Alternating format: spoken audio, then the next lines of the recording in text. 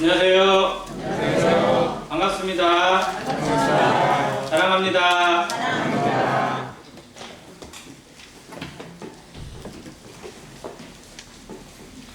4월 첫 주를 맞이했습니다.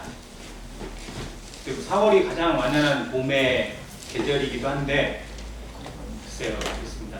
봄 끝나고 나면, 실제로 봄이 시작하기도 전에 여름이 온다고 하는 이야기가 많아서 4월 중에도 여름의 기운을 느끼게 하지 않을까 싶긴 합니다. 벌써 4분의 1이 지났고, 정말 뭐 한지도 모르게 흘러가는 세월을 다시 한번 보게 됩니다. 주님 앞에 우리의 시간들이 무한하지 않습니다. 우리가 주님을 섬길 수 있는 기회도 유한하고, 누군가를 사랑하고 누군가를 섬기고 배려하고 또 누군가에게 복음을 전하고 누군가에게 사랑을 나누어주는 기회도 얼마 되지 못합니다.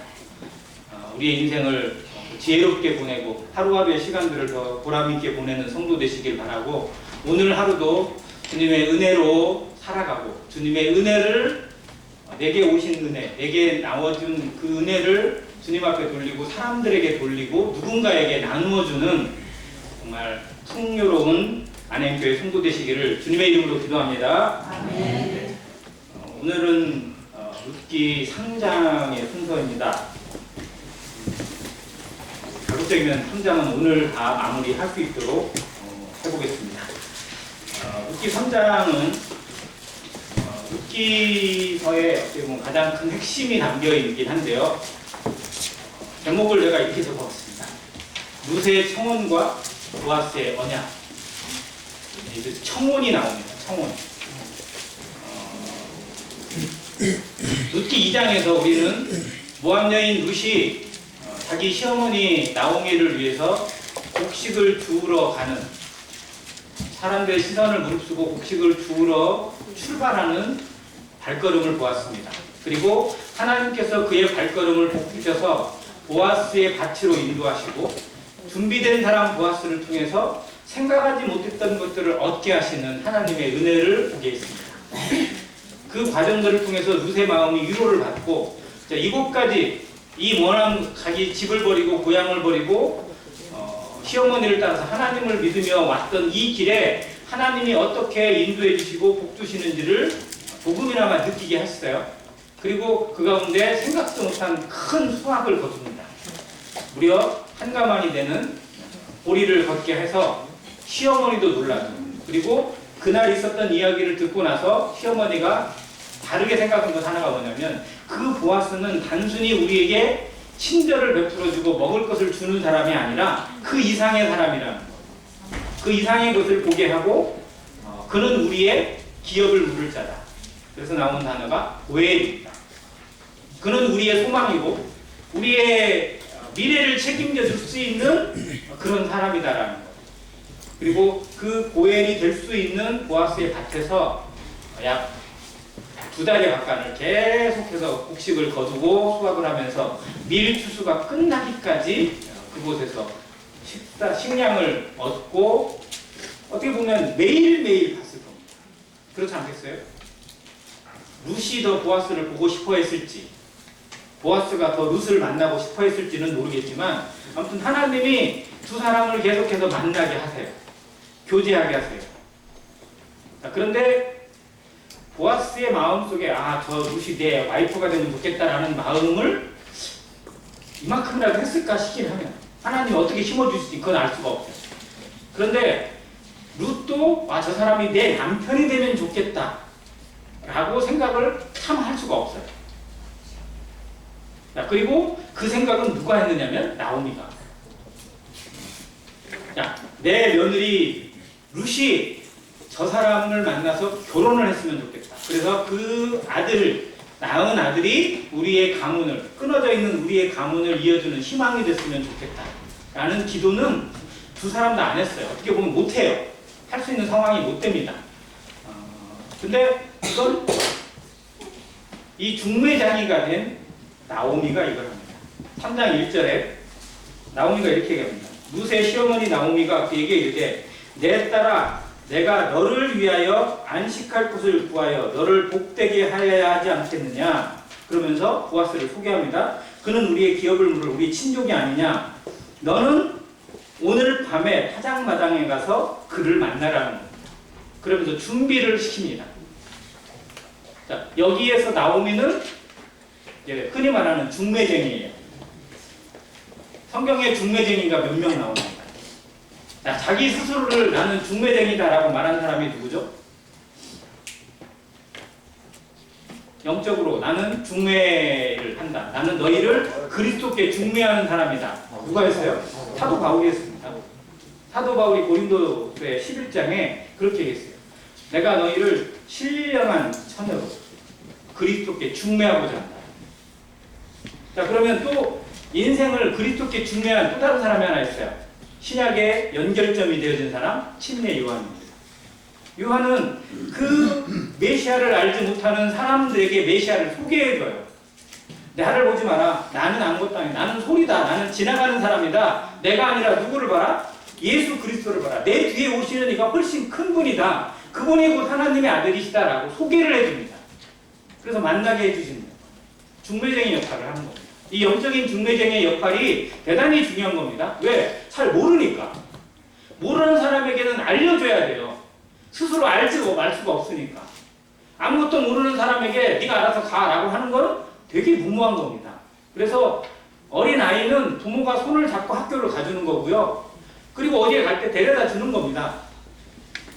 마찬가지로 하나님을 알지 못하고 예수 그리스도에 대해서 알지 못하는 사람에게 이 중매쟁이가 없으면 예수님을 알 수 있는 기회가 박탈돼요. 그래서 이제는 우리가 누군가를 통해서 예수님을 알고 하나님을 알았던 것처럼 이제 우리도 누군가에게 중매쟁이가 돼야 돼요. 누군가를 그리스도께 인도해야 돼요. 왜? 잘 모르고 있으니까. 그분이 얼마나 소중한지, 얼마나 놀라운 분인지, 그저 단순히 교회 가는 것, 그저 단순히 기독교 신앙을 갖는 게 아니잖아요. 자기 인생의 가장 큰 만남이고 가장 위대한 만남을 갖게 하는 겁니다. 인생의 변화를 느끼게 하고 정말 삶이 무엇인지, 인생이 무엇인지, 왜 하나님이 우리를 찾아오셨는지, 왜 예수님이 십자가에 죽으셔야만 했는지 알려줘야 될 책임이 누구에게 있어요? 우리에게, 나에게. 이 손이 나에게 와야 돼요. 내 마음이 이걸 준비되고 내 인생이 이걸 위해서 하나님이 나에게 기회를 주고 계시다는 사실. 오늘 하루가 무엇을 위해 존재하고 있고 오늘 하루 주님 앞에 내 인생을 어떻게 쓸 것인지, 어떻게 드릴 것인지 결단해야 되잖아요. 나에게 맡겨져 있는 영혼, 우리는 파수꾼의 책임을 가지고 있습니다. 나를 통해서 드려야 될 사람들에게 나는 들려주고 있는지, 내 입의 말을 통해서, 내 삶을 통해서 누군가를 한 발짝이라도 더 주님께 인도하는 발걸음이 되었는지, 그 일을 위해 나는 어떻게 기도하고 있고, 어떻게 내 시간을 드리고 있고, 어떻게 나의 재물과 모든 것들이 그것에 쓰임받고 있는지, 그것을 하나님이 평가하시고 위대한 면류관의 상급으로 우리에게 더해 주실 것입니다. 그래서 나오미가 했던 이 기도처럼 우리도 누군가를 그리스도께 인도하는 그런 중매의 역할을 다하는 안양교회 성도 되시기를 간절히 바랍니다. 네. 나오미를 준비하면서 루세게 신부 준비를 해요. 아예 신부가 결혼식장에 가는 것처럼 준비를 하게 합니다. 3절에 뭐를 하죠? 세 가지가 나오는데 첫 번째, 목욕합니다. 목욕을 해요. 두 번째, 기름을 바릅니다. 그리고 옷을 입어요. 자, 목욕을 하고 몸에 기름을 바릅니다. 그리고 옷을 입어요. 어떤 옷을 입었을까요? 여기 갑자기 웨딩드레스가 있는 건 아닐 테니까. 그런데 적어도 자기가 가지고 있는 옷 중에서 가장 깨끗하고 가장 좋은 옷을 입었습니다. 자, 그러면 여기에 영적인 의미가 담겨 있죠. 자, 목욕은 무엇이에요? 목욕은 무엇을 의미합니까? 네, 예수 그리스도를 통해서 우리의 죄가 사함받은, 씻김받은 것을 의미합니다. 구속을 의미해요. 자, 그리고 기름을 바른 것은 성령이 임하신 것을 의미합니다. 그리고 옷은, 그럼 뭐예요, 옷은? 네, 예수 그리스도로 옷 입는 겁니다. 예복을 입고 그리스도를 만나는 것, 그리스도로 옷 입고 하나님 앞에 나아가는 삶을 더 적극적인 모습을 의미합니다. 그래서 이 모습이 진짜 성도들의 삶에 늘 새겨져야 돼요. 내가 그리스도로 목욕했습니다. 씻었어요. 그런데 성령으로 덧입혀져 있고 성령으로 인도함을 받고 있는지도 우리의 삶에 대해야 되고, 그리스도로 옷을 입고 있는지, 그리스도가 의와 희락과 평강이 되고 성령의 열매로 우리에게 다가오신 그분인데 여전히 육신을 입고 내 자존심을 덧입고 있다면 이건 성도의 옷이 아닙니다. 우리가 입어야 될 옷을 제대로 입어야 돼요. 근데 항상 말씀드리죠. 옷을 입으려면 먼저 뭐 해야 돼요? 벗어야 돼요. 내가 입었던 거 벗어야 새 옷을 입습니다. 내가 입었던 작업복에다가 다시 새 옷을 입는 사람은 바보죠. 내가 입었던 육신의 옷들, 자존심, 그 이기적인 것들을 벗어내지 못하면 그리스도로 옷 입을 수가 없습니다. 그래서 우리의 육신의 것들이 벗겨져 나가고 씻겨져 나가고 깨져 나갈 때 그리스도로 덧입히고 그리스도의 옷을 입는 성도의 거룩한 삶이 하나님 앞에 드려지는 정결한 삶의 모습을 살아가게 하십니다. 자, 룻은 이 말에, 자, 이제는 한번 생각해 볼게요. 2장에서는 룻이 정말 결단을 내리고 가는 거거든요. 2장에서 나가는 룻도 쉽지 않습니다. 왜? 자기는 이방 여인이잖아요. 자기를 보는 눈이 얼마나 따가울지 다 알아요. 그런데도 불구하고 그 시선을 무릅쓰고 그 밭에 나아가서 곡식 이삭을 줍겠다는 거예요. 자, 그런데 이게 어려워요? 아니면 한 남자에게 청혼을 하러 밤에 그 타작마당에 가겠다는 거예요. 어느 게 더 어려워요? 이삭 주우러 가는 게 어려워요? 청혼하러 가는 게 훨씬 더 어렵죠. 이건 비교가 안 돼요. 그러니까 2장에 나타나 있는 룻의 결단은 어떻게 보면 지금에 비해 보면 아무것도 아니에요. 이건 진짜 목숨 걸고 하는 거예요. 2장에서는 사람들의 따가움이 있어요. 그걸로 죽이진 않잖아요. 그런데 이 3장에서는 죽을 수도 있어요. 왜요? 음탕한 여인으로 몰리게 되면 무슨 이방 여인을 가지고 어디 뭐 외간 남자의 타작마당에 들어가가지고 거기서 청혼을 하고 있고 뭐 이건 말도 안 되는 일이라고 만약 그렇게 나버리면 돌마다 죽어요. 어디서 이런 게 들어왔어. 뭐 이런 소리밖에 안 되는 거예요. 그러니까 지금 이 결단은 아무리 시어머니가 나에게 좋은 분이고 정말 그런 분이라 할지라도 자기 목숨 걸지 않으면 할 수 없는 결단이에요. 근데 룻은 이 결단을 합니다. 그러면 나오미는 야, 너 죽든지 말든지 가 빨리. 이렇게 보냈겠어요? 나오미가 이걸 보내기까지는 확신이 되었을까요? 안 됐을까요? 자, 어떤 확신이 되었을까요? 야, 룻이 내 말을 잘 따르겠다. 이 확신일까요? 아니면 보아스가 이만한 것들을 받아줄 만한 사람이다라는 확신일까요? 보아스에 대한 확신입니다. 적어도 보아스를 봤어요. 지켜왔어요. 지금 여기는 이제 다 벤 것들을 가지고 타작하는 시간입니다. 추수와 타작의 차이 한번 생각을 해보세요. 추수기는 영적으로 보면 걷어들이는 그 시기예요. 즉 구원의 시기고 은혜의 시대입니다. 그러면 타작 시기는 그것이 끝나는 시기예요. 즉 우리의 시대로 따져보면 하나님의 경륜이 새로 바뀌는 시기입니다.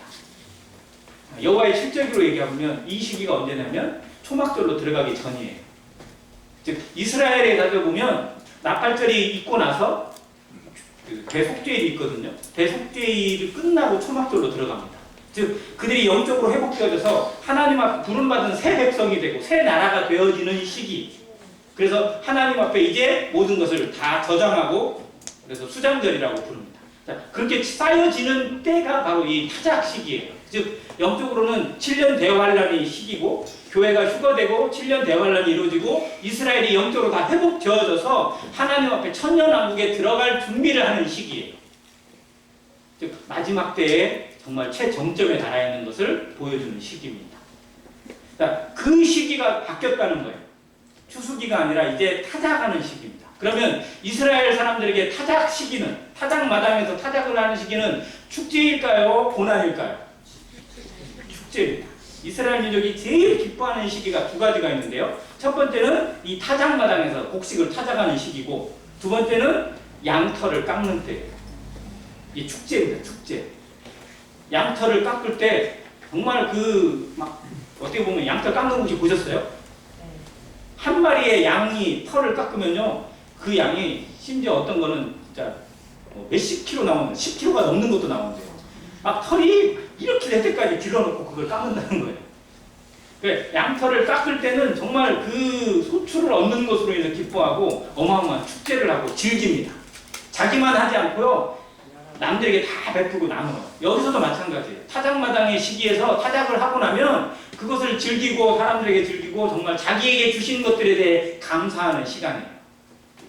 자, 그 시기에 보아스는 주신 소출에 감사하고 한 해 동안의 농사를 잘 마무리한 것에 대한 감사를 드리면서 밖에서 지냅니다. 이 타작마당의 시기에서는 이 남자들이 집에 안 들어가요. 그곳에서 타작을 하는 그곳에서 야외에서 타작을 하는 그 소출과 함께 그곳에서 어떻게 보면 정말 야외 취침을 하는 거죠. 이제 뭐라도 이렇게 덮어놓고 했을지는 그랬을 것 같긴 한데 집에 들어가지 않은 시기이기 때문에 혼자 지내는 시기고요. 혼자 잠을 자는 시기예요. 그러니까 나오미는 이 기회를 노렸어요. 보아스를 개인적으로 만나서 청혼을 할 수 있는 이 시기, 사람들의 모든 시선도 다 제외되고 오직 1대1로 만나서 청혼을 할 수 있는 시기는 이때다라고 기회를 잡은 겁니다. 그러니까 이 때를 제대로 잡은 나오미의 영적인 눈도 봐야 되고요. 거기에 그대로 순종하고 있는 룻의 믿음도 우리가 봐야 됩니다. 어머니 아무리 그래도 어찌 내가 외간 남자한테 가가지고 그러다가 소문나서 나 죽어요. 안 돼요. 라고 하면 못 보내요. 안 간다는데 어떻게 하겠어요. 그런데 나오미도 정말 어떻게 보면 말도 안 되는 부탁을, 명령을 며느리에게 하고 그 말도 안 되는 명령을 그대로 따르겠다고 하는 룻도 참 대단해요. 이게 두 사람의 관계가 하나님으로 엮여있지 않으면 이루어질 수 없는 거예요. 우리의 신앙에서 때로는 우리가 어떻게 보면 하나님이 말도 안 되는 요구를 할 때가 있어요.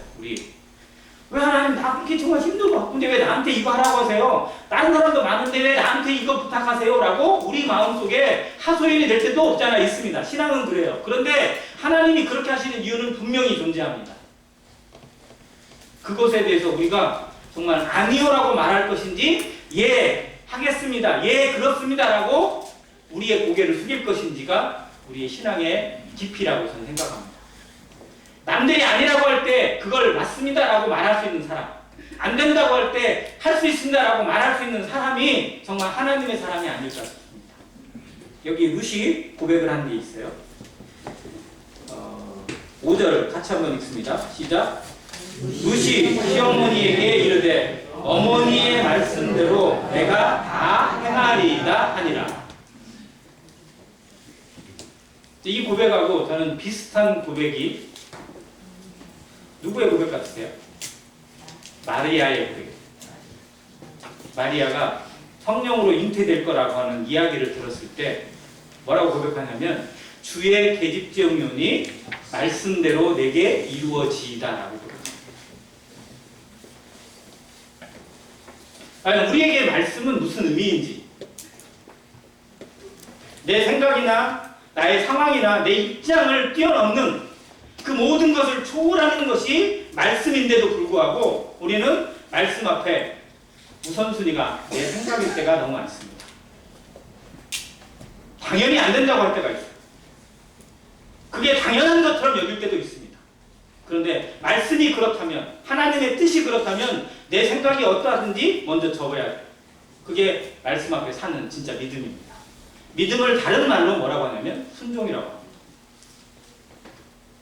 요한복음 3장 오늘 아침 시간에 교제했던 것처럼 하나님의 아들을 믿는 자에게는 영생이 있고 하나님의 아들을 순종하지 않는 자에게는 심판이 있다고 썼습니다.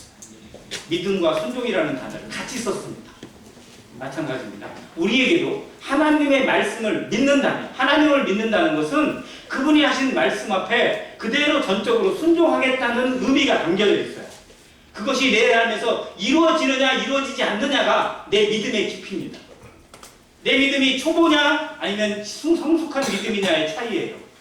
시간이 오래되었다고 그게 되는 게 아니라, 하나님의 말씀을 잘 안다고 되는 게 아니라 내 태도가 하나님 앞에 어떻게 꺾여져 있는지, 내 육신이 얼마나 벗겨져 있고 얼마나 내려져 있는지에 따라서 어떤 상황에서든지 말씀대로 내게 이루어지이다라고 말씀대로 순종하겠다고 하는 고백이 나올 수도 있고, 하나님 말씀은 그렇지만 난 안 됩니다라고 거절할 수도 있습니다. 룻이 어떠한 삶이었는지, 지금 이 시기가 룻이 처음 이삭을 죽을 때로부터 따져보면 약 3개월 정도 지났다고 합니다. 추수가 끝나고 그걸 날린 다음에 타작을 하니까 그 3개월의 기간 동안 룻이 어떠한 사람이었는지, 얼마나 신실하신 하나님을 만나왔는지, 그리고 자기 시어머니에게 또 누군가에게 어떠한 신앙의 사람으로 보여졌는지를 우리가 한번 3장에서 짚어보게 됩니다. 자, 그리고 룻은 그대로 순종해서 갑니다.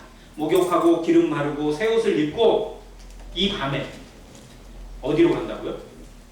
한 외간 남자가 누워있는, 이제 술도 좀 건하게 마시고 좀 나름대로 기분 좋으니까 감사하다 하면서 이제 잠자리에 들어있을 그곳에 처음에 타작마당에 가서는 몸을 숨기고 있어요.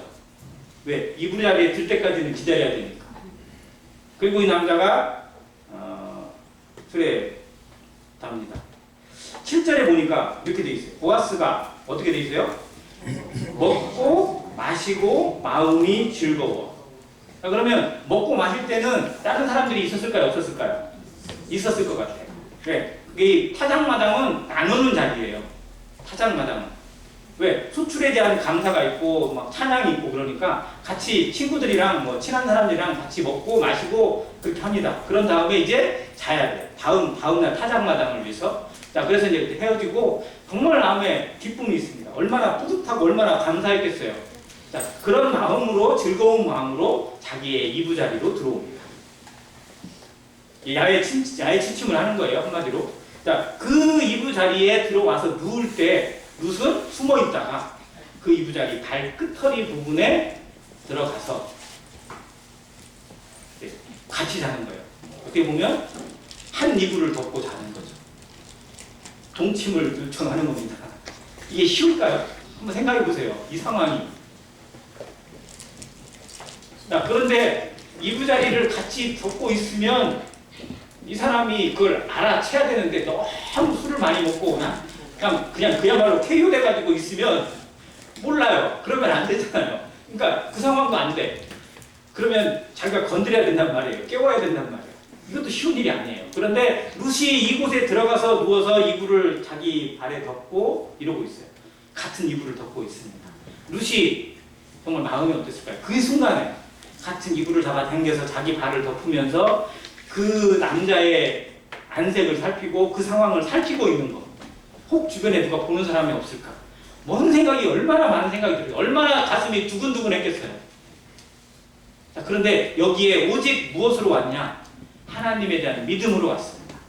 내가 이곳에 이 땅에 모압 땅을 건너서 요단강을 건너서 이 땅에 들어온 것도 믿음이었고 시어머니를 위해서 그 밭에 나아가는 때도 믿음이었는데 지금은 더 큰 믿음이 필요해요. 그런데 하나님께서 그 3개월 동안 자신의 마음 가운데 그 믿음을 주셨다 안 주셨다? 주셨다는 겁니다. 결단할 수 있는 믿음. 죽으면 죽으리라는 믿음.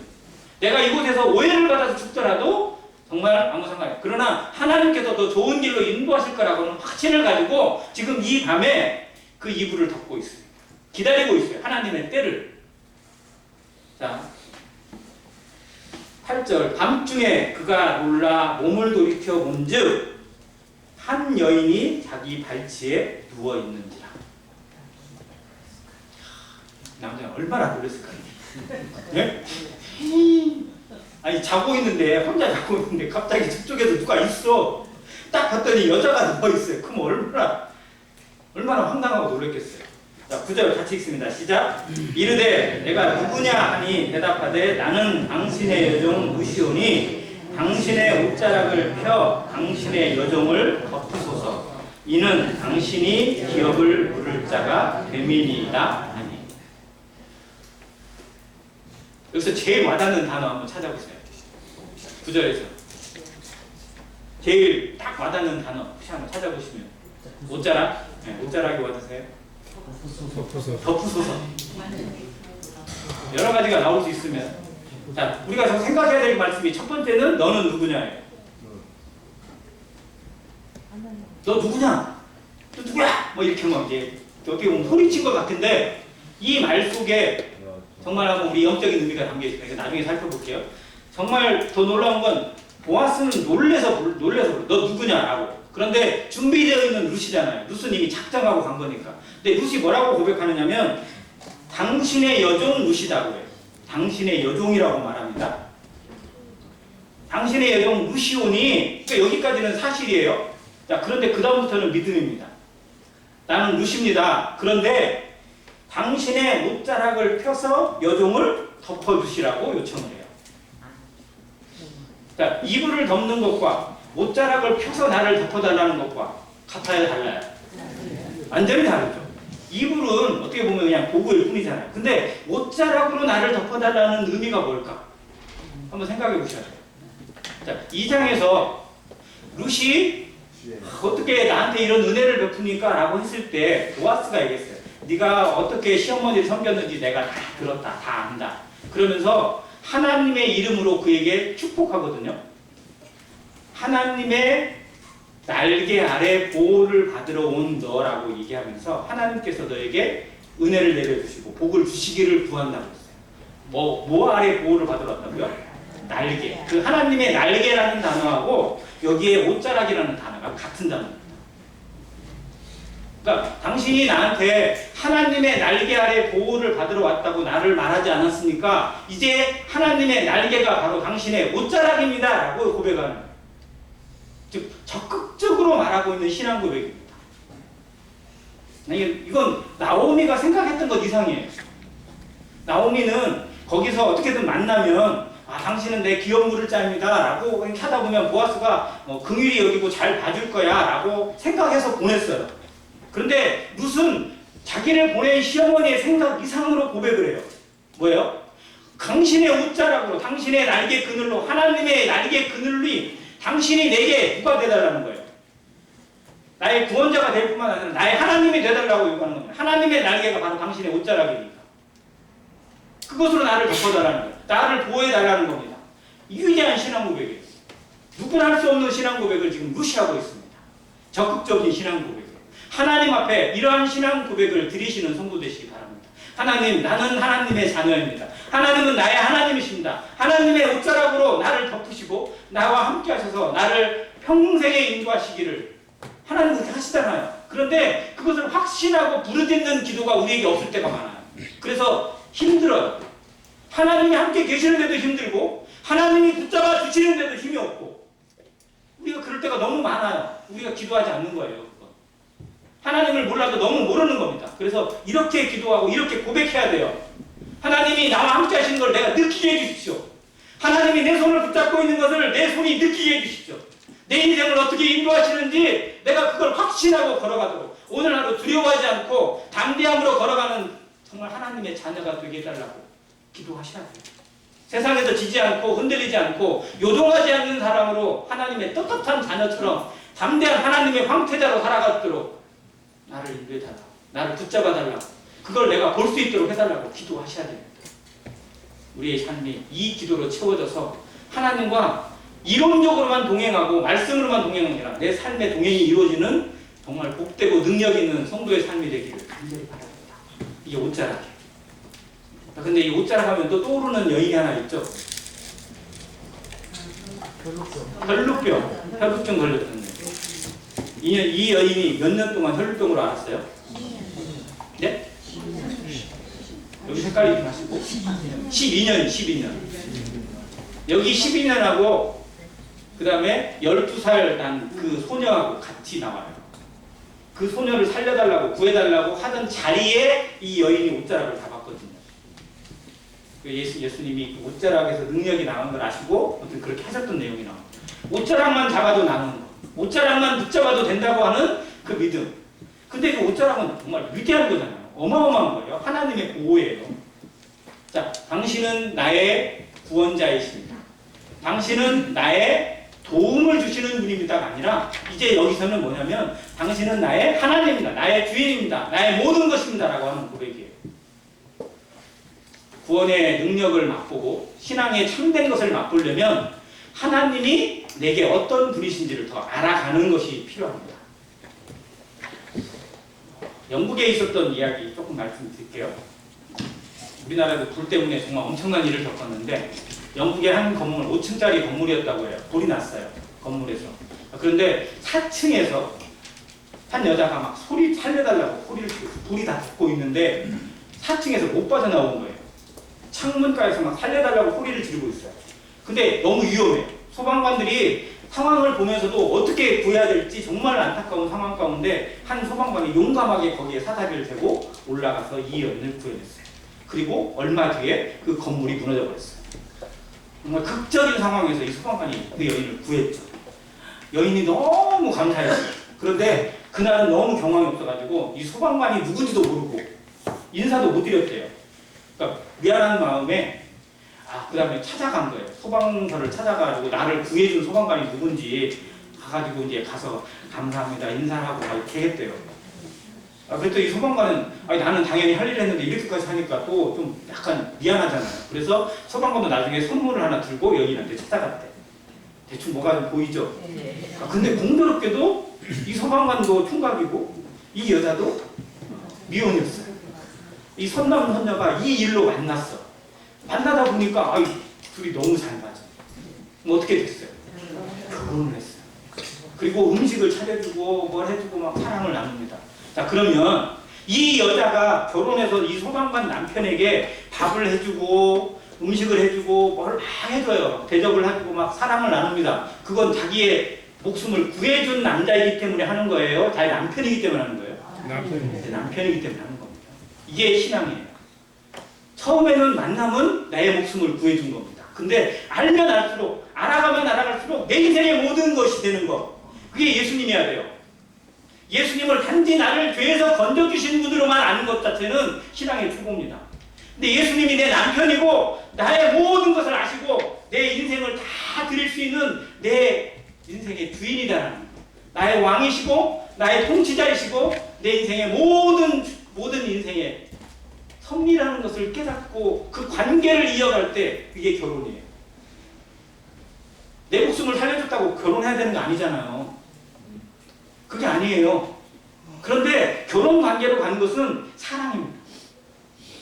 이 위대한 사랑을 우리가 가끔 착각할 때가 있어요. 그래서 우리의 예배가 나를 구원해 주시고 십자가에 죽으신 것에만 그게 당연히 놀라운 거죠. 근데 거기에만 머물러서는 안 돼요. 주님이 어떤 분인지 더 알아가는 거. 그분이 내 인생에 얼마나 놀라운 분이고 얼마나 위대한 분인지 내 인생에 이걸 알면 알수록 새로운 거. 이것을 경험해 갈 때 주님과 관계가 더 깊어지고 결혼의 관계로 신랑 신부의 관계로 하나가 되어지는 관계가 이루어집니다. 마찬가지예요. 지금 룻도 나를 도와주는 분이에요. 원래는. 왜? 곡식 의상을 주려는데 긍휼히 여기고 막 의식을 뿌려주고 좀 저기 좀 나눠줘. 더 주고 더 채워주고 와서 밥도 좀 먹어 음식도 좀 먹어 이렇게 챙겨주는 분이 아니라 이제는 뭐가 되려는 거예요? 내 남편이 되어달라는 거예요. 내 인생의 주인이 되어달라는 거예요. 이건 또 다른 고백이에요. 아까 얘기했던 보아스가 질문했어요. 너는 누구냐? 마찬가지로 하나님도 우리에게 질문하십니다. 모든 인생들에게 질문하세요. 인생이 하나님의 음성으로 드려야 될 질문이 3가지가 있습니다. 뭐 유리기도 많지만 이 3가지는 꼭 기억하셔야 돼요. 첫 번째, 너는 누구냐입니다. 하나님 앞에 너는 누군지를 알아야 돼요. 하나님 앞에 나는 누구입니까? 우리는 넌 누구냐라고 하면 이름을 얘기합니다. 그죠? 나는 누구입니다. 근데 그 이름 속에 내 인생이 담겨 있어야 되고 내 영혼이 담겨 있어야 돼요. 그게 하나님 앞에 합당한 자세입니다. 두 번째, 하나님이 아담에게 물으셨어요. 아담아, 네가 어디에 있느냐? 우리도 묻습니다. 성도야, 하나님의 자녀야, 형제 자매야, 네가 지금 어디에 있느냐라고 묻습니다. 내가 지금 있는 곳이 하나님의 원하시는 곳에 있는지 아니면 하나님의 뜻과 어긋난 곳에 있는지 알아야 돼요. 내가 지금 제대로 가고 있는지 방향이 맞는지 다들 살펴야 됩니다. 그래서 돌이켜야 돼요. 돌아와야 됩니다. 회개해야 돼요. 자백해야 됩니다. 그래서 이 질문이 꼭 우리 심령을 물려야 돼요. 네가 어디에 있느냐? 세 번째는 뭘까요? 너는 나를 누구라 하느냐? 예수님이 물으신 거예요. 너희는 나를 누구라 하느냐? 우리는 예수님을 누구라 합니까? 아까 얘기한 것처럼 나를 구해주시고 십자가에 죽으셔서 내 죄를 사해주신 분, 그것도 맞습니다. 그러나 그것은 퍼센트로 따져보면 50%밖에 안 돼요. 그 인생의 그 이상의 것, 그분은 나의 모든 것이고 나의 남편이시고 나의 하나님이시고 내 인생의 주인이고 그리고 나를 통치하시는 통치자이시고 심판자이시라는 거예요. 그리고 어느 곳에 있든지 어떤 상황이든지 나와 늘 동행하시는 내 친구다는 거예요. 이것을 정말 느끼고 있고 믿고 있고 바라보고 있는지. 그래서 이 세 가지 질문을 마음에 늘 새기고 살아가시기 바랍니다. 너는 누구냐? 너는 지금 어디에 있느냐? 너는 나를 누구라 하느냐?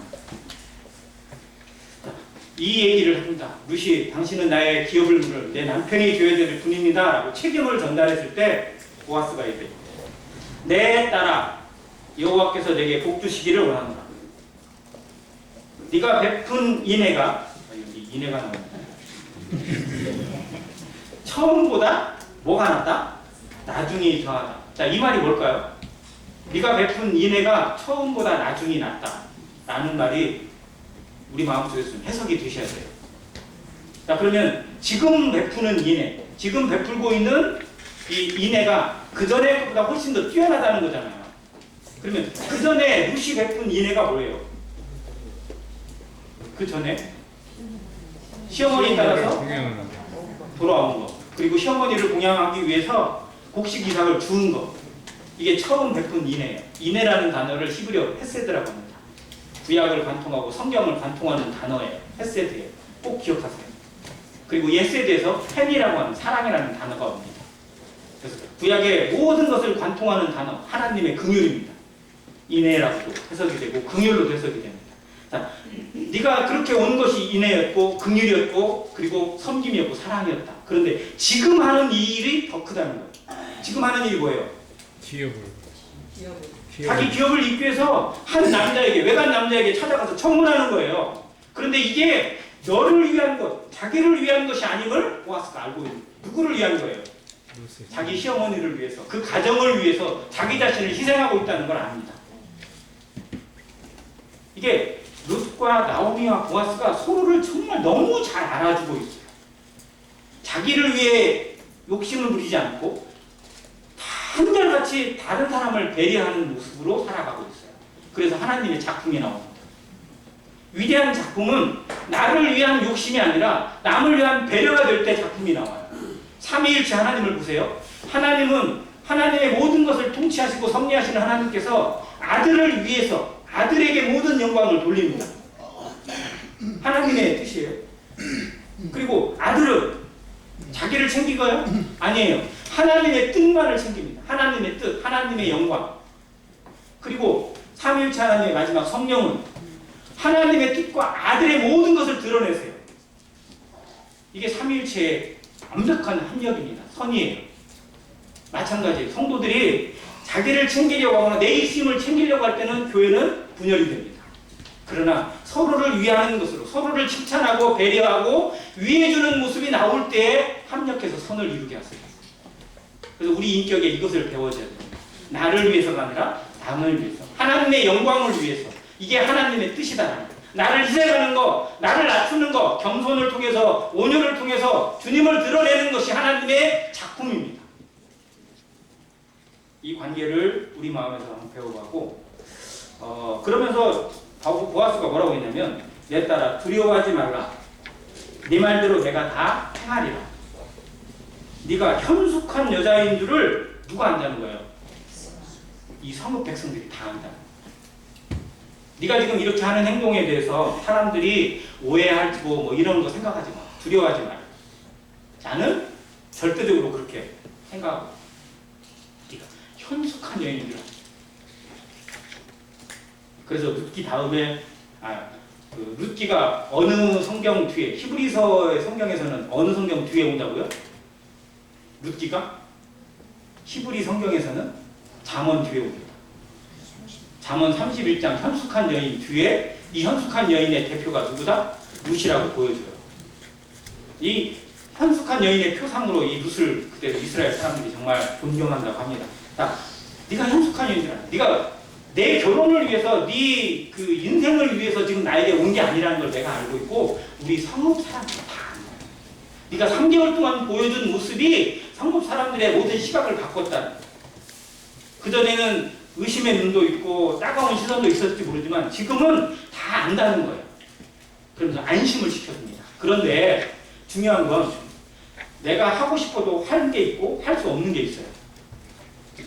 내가 하고 싶다고 다 하는 게 아닙니다. 하려면 뭐에 맞춰야 되냐면 하나님의 하나님의 뜻에 맞는지, 하나님의 질서에 맞는지 알아야 돼요. 교회에서 내가 하고 싶다고 해서 그 일을 다 할 수 있는 게 아닙니다. 그것을 하고 싶다 하더라도 그것이 질서에 맞는지, 자매가 이렇게 하고 싶은데 뭐가 막 충만해서 있는데, 나 자매이지만 내가 이 말을 하고 싶어가지고 막 강단에 가서 다 얘기하고 그러면 되겠어요? 질서를 어지럽히는 거잖아요. 그건 하나님의 뜻이 아니에요. 그래서 보아스는 분명히 압니다. 자기가 그 일을 하고 싶은 마음이 있어요. 룻을 위해서, 룻의 남편이 되어줘서 그의 기업을 잇고 그의 대를 이어주는 일을 하고 싶어요. 그런데 자기보다 순서가 먼저인 사람이 있다 없다? 있다는 거예요. 그러면 그건 하나님이 일단 주시는 거잖아요. 내가 하고 싶다고 해서 그걸 하는 게 아니라, 자, 내가 너를 정말 좋아하고 너를 아끼지만 이 일을 먼저 해야 될 책임을 가진 사람이 있다.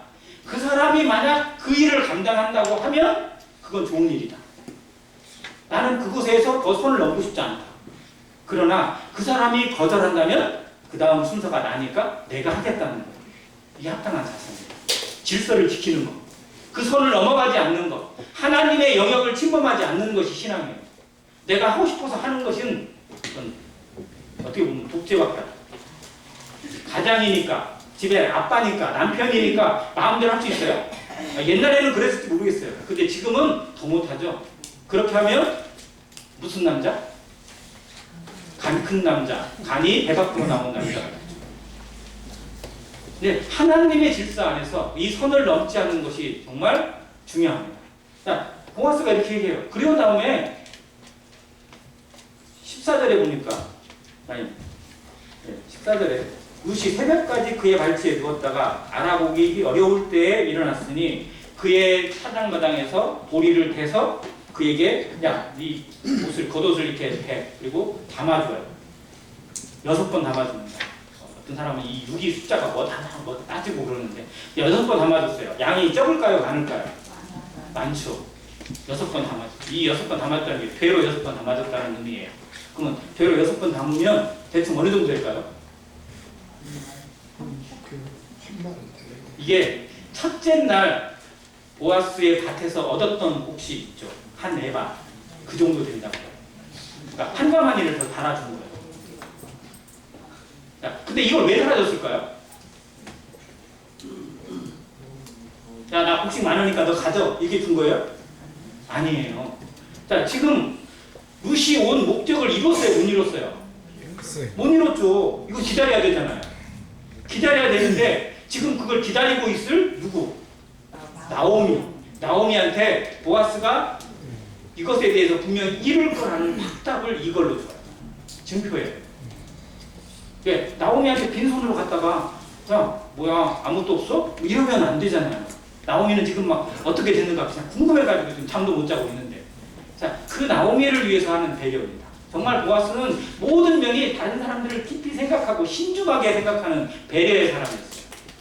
이런 모습이 정말 하나님의 마음이고 예수 그리스도의 예표입니다. 그리스도는 우리의 깊은 속을 다 아시는 분이세요. 그래서 우리에게 어떠한 때 어떻게 말씀하실지 너무 잘 아시고 그렇게 위로해 주시는, 그래서 어떠한 상황 가운데 사람에게 상처를 받더라도 그리스도 앞에 가면, 하나님의 보좌 앞에 가면 우리가 위로를 받고 평강을 얻게 하십니다. 이것을 다시 한번 보아스가 보여줘요. 그런데 여기서 우리가 생각해야 될 게 있어요. 자, 밤에 갔어요. 밤하고 새벽하고 시간 차이가 어느 정도 나요? 밤, 새벽 아니면 뭐 시간별로 다는데 깊은 밤에 가서 새벽에 돌아오거든요. 그러면 이야기를 그때까지 계속 하진 않았잖아요. 근데 이야기를 하고 나서 야, 지금 가면 밤이 너무 깊어가지고 아무도 길도 안 보이니까 새벽에 사람들이 알아보고 할 때에는 안 되고 그 전에 가야 돼요. 왜? 아니, 무슨 외간 여자가 무슨 남자의 타작마당에 와서 잠을 잤어? 이래 소문나면 안 돼요. 그러니까 그것은 막되 일찍은 안 보내요. 그래서 그 밤에 새벽까지 두 사람이 침묵 가운데 거기서 머물러 있어요. 저는 처음에 이 부분이 도대체 뭐 했을까?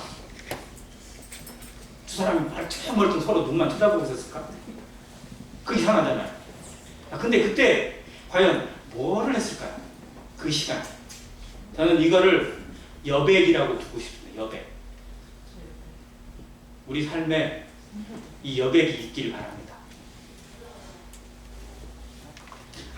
아무것도 안 하는 것 같지만 정말 모든 것이 정리되어지는 시간이에요. 인생은 얼크러진 곳이 너무 많습니다. 하나님 앞에 살아가는 우리의 신앙도 정말 뭔가 설친 것들이 너무 많아요. 정리가 안 될 때가 많아요. 그래서 컴퓨터도 뭐를 해야 돼요?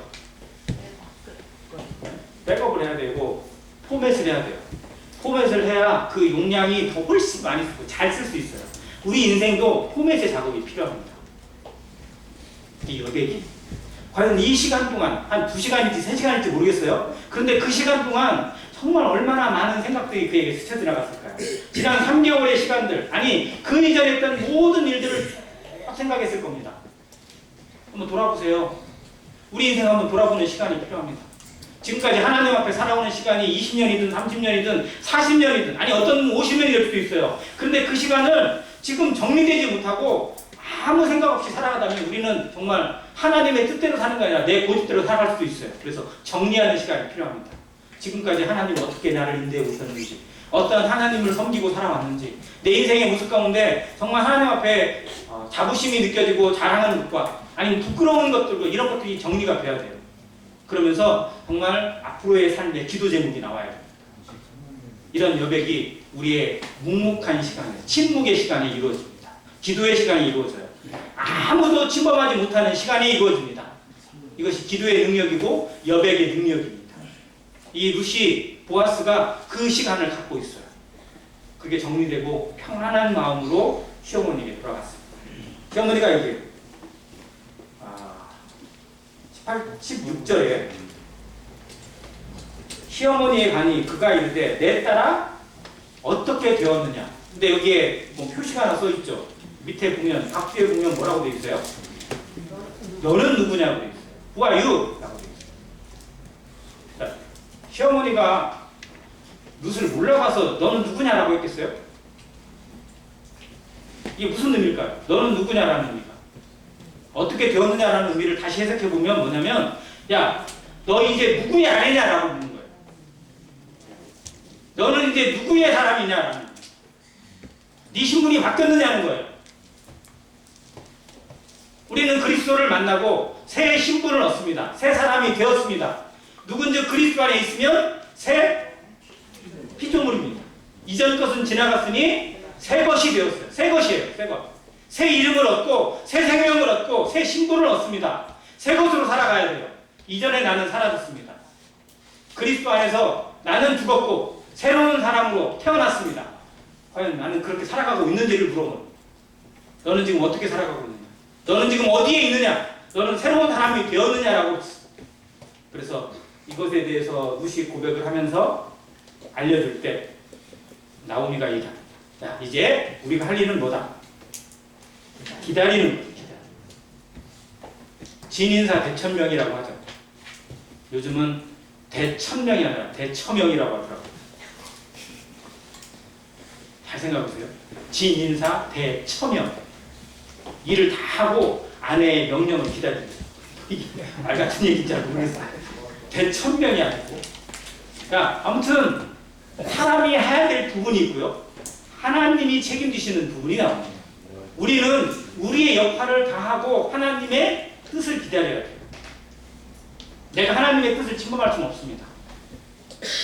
성경의 모든 부분들이 다 그렇게 나와 있어요. 하나님이 맡기신 것에 우리는 그저 최선을 다할 뿐입니다. 우리가 하는 역할이 넘어서서는 안 돼요. 우리의 역할은 열매를 거두게 하는 게 아니라 우리의 역할은 뭐예요? 씨를 뿌리는 겁니다. 그런데 열매를 거두게 하는 것, 자라게 하는 건 누가 하시는 거예요? 하나님이 하시는 거예요. 내가 그 사람을 자라게 할 수 있는 게 아니에요. 근데 우리는 내 말로 누군가를 바꿀 수 있다고 생각하고 누군가를 어떻게든 끄집어 변화시킬 수 있다고 착각할 때가 있어요. 내 자녀도 그렇게 안 됩니다. 우리가 할 수 있는 역할과 하나님이 해주실 역할을 분명히 구분할 수 있어야 돼요. 이게 지혜예요. 자, 그래서 나오면 기다리자. 그 사람이 의의를 맞출 때까지는 결코 쉬지 않을 것이다. 하나님은 지금도 일하고 계십니다. 지금도 쉬지 않으십니다. 이스라엘을 지키시는 분은 쉬지도 않고 졸지도 않고 주무시지도 않습니다. 우리를 뭐같이 지키신다고요? 눈동자같이 지키시는 하나님을 믿으면서 하나님께서 내 기도 제목에 내 삶의 모든 것들을 더 아름다운 것으로 채워가시는 그 하나님이신 것을 믿고 내 역할을 찾는 겁니다. 내가 지금 무엇을 드려야, 무엇에 힘써야 될 것인지를 아는 것, 이것이 신앙의 바른 자세라는 것을 룻을 통해서, 나오미를 통해서 다시 한번 생각하게 됩니다. 이상입니다.